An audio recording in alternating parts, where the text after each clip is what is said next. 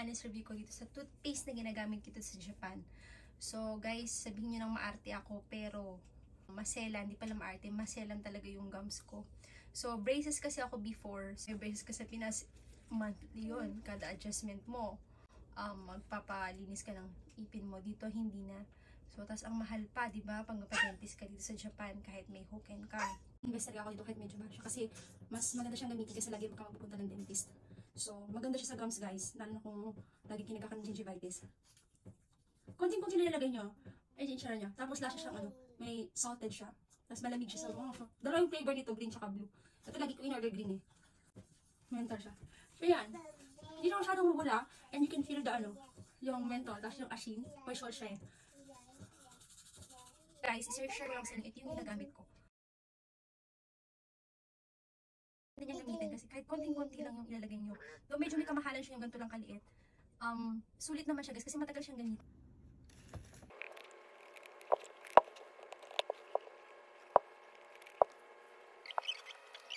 Ang galing lang natin to.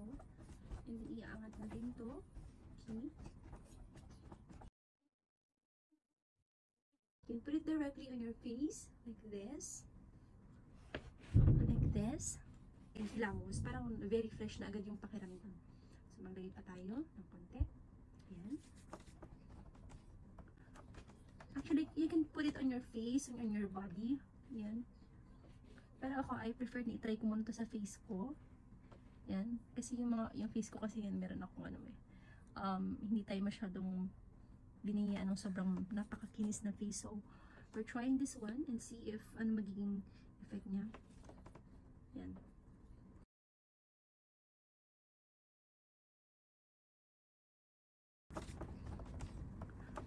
Actually, you can put it on your face and on your body. Yan. Pero ako, I prefer na i-try ko muna to sa face ko.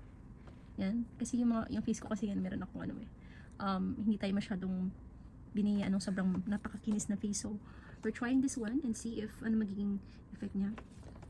Yan. Fairness, maganda siya guys. So, try niyo siya. Hatumugi. So, ito pala yung sinasabi dito na napaka-benta na magandang item dito sa Japan. So, try this one and you're gonna see it for yourself. So, hello minasan. So, continuous and honest review ko dito sa mga items dito sa Japan na ginagamit ko. So now, yung i-vlog ko sa inyo guys, nagamit ko dito isa pa is yung Merani CC. So, I've been using this for almost siguro 3 months na. And honestly, napakaganda niyang gamitin kasi parang feeling mo mabanat yung face mo. Or feeling ko lang siguro. Anyway guys, so i-try nyo on yourself para kayo na mismo makapagsabi ne. So yan guys, ganito yung tsura niya. Open natin siya. Open natin siya. Bait ng baby ko, hindi siya nag-iiyak ko. Nag-watch lang siya ng TV. So yun, ganito siya guys. So, lagay ka lang ng konti. Yan.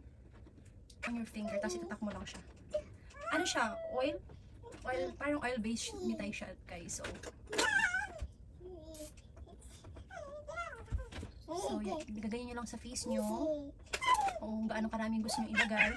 Pero kasi kahit konti lang maano mo na siya, spread mo lang na maayos sa iyong face. Yan. Pansin nyo ba guys, nung medyo parang umano-ano dito yung face ko. Siguro dahil dito. Anyway, so ito maganda guys kasi parang nababanat yung feeling pagkalagay mo. Or ako lang siguro nakakaramdam nun. Anyway guys, maganda siyang gamitin kasi pagka-apply mo, may konting amoy siya. Dahil hindi naman siya, hindi naman very, So, kahit kung try ko yung isa, yung parang cream siya, may cream din ito eh. Pero mas gusto ko tong oil base na to. Yan.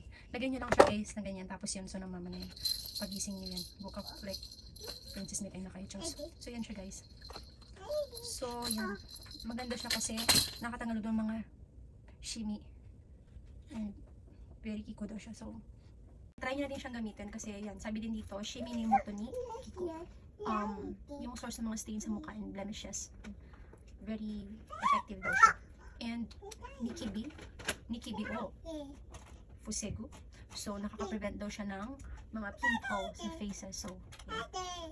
Well, parang oo nga. Kasi 3 months ko na siya ginagamit, hindi ako masyado nagpipimple guys. So, try nyo guys. Hanapin nyo lang yung link ko dyan. Order na rin kayo sa Amazon. Yun lang guys. Thank you. I'll give my honest review dito sa ginagamit kong vitamins. So, bali kasi, so breastfeed pa rin ako ngayon. Nag-breastfeed pa rin ako sa baby ko.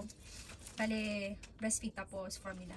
So, as a mom, kailangan alagaan mo rin yung self mo kasi nga, syempre, nag-breastfeed tayo, so yung mga nutrients binibigyan sa baby natin. So, kailangan meron tayong maiwan sa sarili natin and syempre, para meron tayong ibigay para sa baby natin. So, ito yung ginagamit ko guys, ito sa Japan, itong DHC siya. Actually, nakita ko lang siya, sinerge ko sa Amazon. Ito yun, perfect supplement.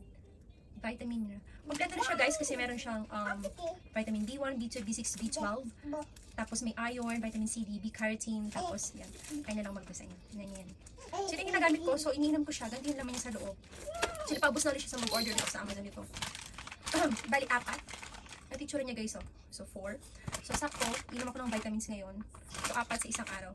Sa gabi ko siya iniinom bago matulog. 4. Yung itsura niya guys. Yan.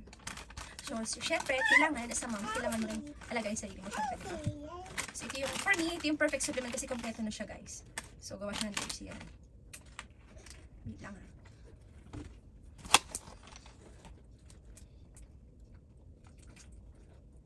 So, ever since nung nanganak ako, pagkalabas ko, nagtagtag ako ng vitamins na, syempre, hindi naman kasi enough yung kinakain lang natin sa araw-araw. So, kailangan meron din tayong pang supplement pa.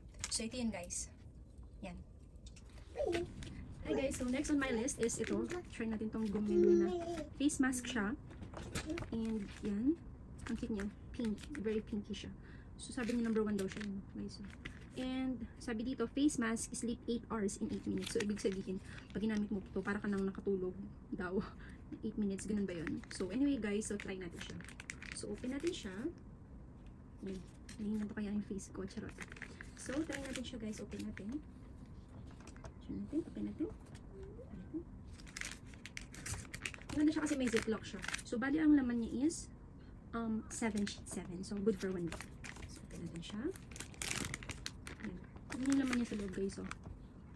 So, yan. So, kuha tayo ng isa. Tapos, after nito, syempre close mo, tapos lagay mo siya sa ref. Sa refrigerator. So, tayo natin kung itsura niya guys. Actually, marami na rin naman ako na-try dito ng face mask dito sa Japan. So, first time ko itong gagamitin.